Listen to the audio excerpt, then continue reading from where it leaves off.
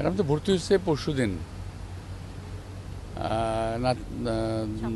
7 তারিখে ভর্তি হচ্ছে, 8 তারিখে ভর্তি হচ্ছে, আজকে 11 তারিখ। এর মধ্যে আমি যে দেখলাম,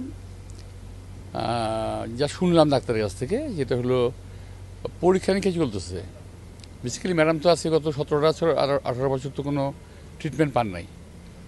তো এতে উনি আগে যদি ট্রিটমেন্ট পেতেন তাহলে হয়তো আরও অনেক ভালো হতো, কিন্তু সেই ট্রিটমেন্ট সৌভাগ্য আমাদের হয়নি।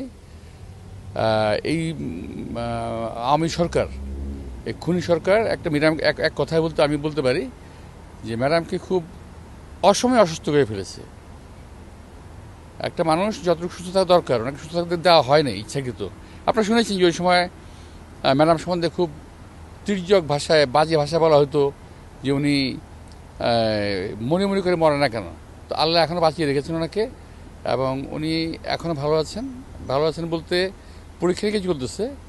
সম্পূর্ণ সুস্থ করবো না, সম্পূর্ণ সুস্থ হয়ে মানুষ তো হসপিটাল থাকে না, তাই না? উনি এখনও হসপিটাল ছাড়তে পারেননি, তার মতো অবস্থা হয়নি। আমি দেখেছি মোটামুটি বাহ্যিকভাবে ভালো আছেন, ভিতরে অবস্থা ডাক্তাররা বলতে পারবে। তো আমি সুস্থতা কামনা করি ওনার, আশা করছি সুস্থ হয়ে উঠবেন। দেশবাসীর কাছে দোয়া চাচ্ছি ওনার জন্য যে উনি সুস্থ হয়ে উঠবেন, যেন দোয়া করেন। তো আমি আশাবাদী যে উনি ভালো দিকে যাচ্ছেন। আমার মনে হচ্ছে যে উনি আরো ভালো হয়ে উঠবেন, আমি আশা করতেছি। আর যে ডাক্তার নেতৃত্ব দিচ্ছেন নিশ্চয়ই আপনি জানেন, বিশ্বখ্যাত লিভার সম্পর্কে ওনার ধারণা অনেক বেশি। আপনি নিশ্চয়ই আশাবাদী যে নেতৃত্বে ওনার সুচিকিৎসা হবে। অ্যাকচুয়ালি বিশ্বের একজন সেরা প্রফেসর আমি জানি, ডাক্তার, নামটা আমি সঠিক বলতে পারবো না, প্যাট্রিক কেনেডি। যাই হোক, নিশ্চয়ই ভালো হবেন, আমরা আশা করছি।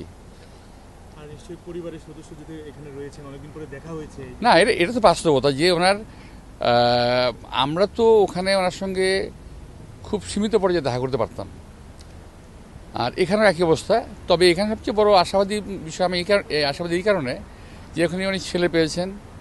যদিও আমরা খুব দুঃখের সঙ্গে বলছি যে ওনার একটা ছেলেকে হারিয়েছেন, উনি পকুকে হারিয়েছে। এটা খুব দুর্ভাগ্যজনক ওনার জন্য, একটা জীবিত অবস্থায় ওনার একটা ছেলেকে উনি হারালেন। তবে ছেলে নাতনিদের দেখছেন, 3 নাতনি পেয়েছেন, 2 বউ পেয়েছেন, পাশের ছেলেকে পাচ্ছেন রাউন্ড দ্য ক্লক। আমি দেখে এসেছি ওনারা বসে আছেন, সেবা শুশ্রূষা করছেন, পুরো পরিবারটি এখন একসঙ্গে আছে। মানসিক অবস্থা এখন কেমন? আমাদের নেত্রী দেশনেত্রী বেগম খালেদা জিয়ার মানসিক অবস্থা আল্লাহর রহমতে বরাবর ভালো ছিল, এখনও ভালো আছে। উনি মানসিকভাবে অনেক শক্তিশালী আছেন, এখন শক্ত আছেন। উনি এই মুহূর্তে আপনাকে পেয়ে আপনাদের দলের একজন শীর্ষ নেতা রাজনৈতিক কোনো নির্দেশনা দিয়েছেন কিনা, অথবা দেশের প্রতি, মানুষের প্রতি? রাজনৈতিক কোনো কথা আমরা বলি নাই, তবে উনি আমাকে জিজ্ঞেস করেছেন যে দেশের বর্তমান অবস্থাটা কী আছে এখন। তো দেশের বর্তমান অবস্থা কী আছে এটা তো মাত্র আমি 2 দিন আগে আসছি, এখন এর মধ্যে খুব একটা পরিবর্তন হয় নাই। দেশে একটা নির্বাচনী কথাবার্তা হচ্ছে, এইটুকুই, আর কিছু বলার নেই ওনাকে।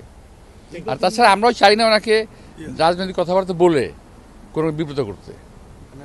আপনার সাথে দীর্ঘদিন পরে এই শীর্ষ নেতা তারেক রহমানের সাথে দেখা হয়েছেন, তিনি কোনো প্রকার নির্দেশনা, তিনি কোনো প্রকার কথা বলছেন না নির্বাচন নিয়ে, তত্ত্বাবধায়ক সরকার নিয়ে, সংস্কার নিয়ে? ভাই, অ্যাক্টিং চেয়ারম্যানের সঙ্গে আমাদের সপ্তাহে একদিনের তো কথা তো হয়ই অফিসিয়ালি, আনঅফিসিয়ালি আমরা কথা বলি। তো নির্দেশনা যা পাওয়ার ওখান থেকেই পাই। তবে এখন এই মুহূর্তে কোনো রাজনৈতিক নির্দেশনা আমার কাছ থেকে আমি পাই নাই। আবার সেটা আমি জানতেও চাই না, এই কারণে যে এটা তো ওনার মা অসুস্থ, হসপিটালে দেখতে আসছে, জিজ্ঞেস করা যায়। আফরোজা ভাবি মহিলা দলের সভানেত্রী, আপনি যদি সামনে